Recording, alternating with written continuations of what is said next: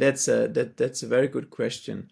And maybe I can give a little bit of a current view on this that actually affected me quite a lot. So I was recently in Oslo at the Oslo Freedom Forum, um, and together with many freedom activists from many countries. Very impressive to see the movements that's been going on around the world. And they, of course, everyone is working on non-violent resistance.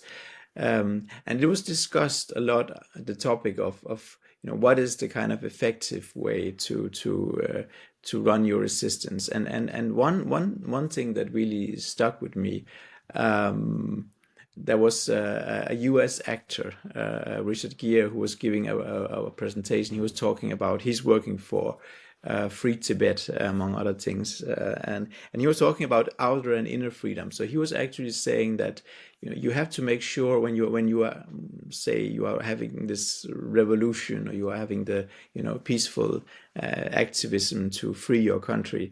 You have to also to work on the inner freedom, the inner development, not to have any residue.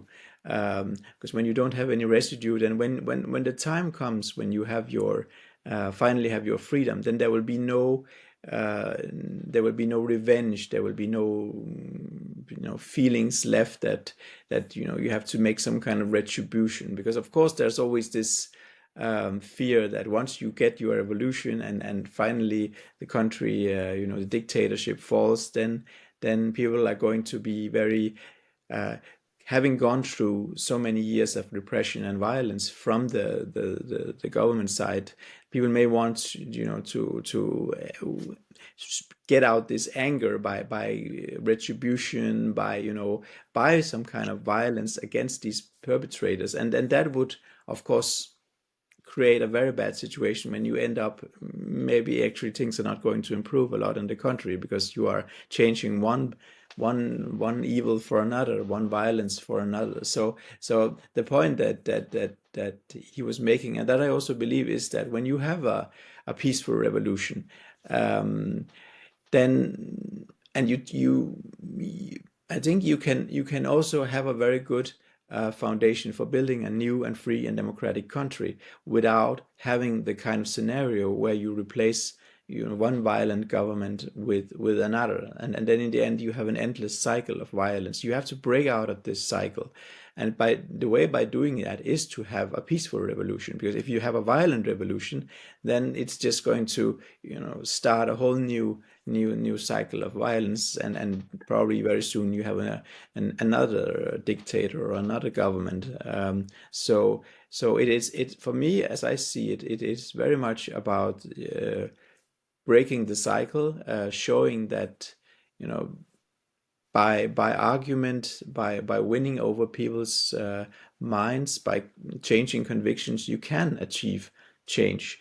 It's slow, it takes a long time, but in the end, you will also be able to create, a much more peaceful society and democratic society. Violence can only breed more violence. I truly believe that.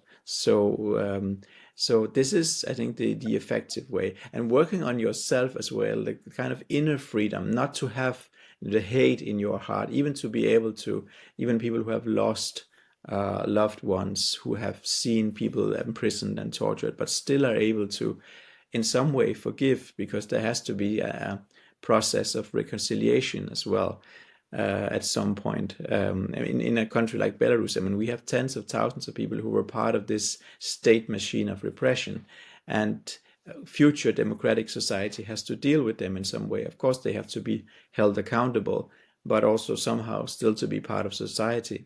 And that's another important point, I think, for when you talk about revolution, because if you cannot offer these people in the system, who are in the system right now, some kind of future in a democratic country, then they are not going to change sides and work for democracy, and then they're just going to be defending the system as it is now. So it is about showing a future that is peaceful, that is democratic, and includes somehow the whole of society, no matter what sides people have been on before. And violence can never be a part of it. It can never be a solution, because it will only make things worse and lead to more violence. Thank you, Karim. Thank you for this inspiring conversation. I truly appreciate your insights and reflections. Thank you very Thank much. you so much. Thank you.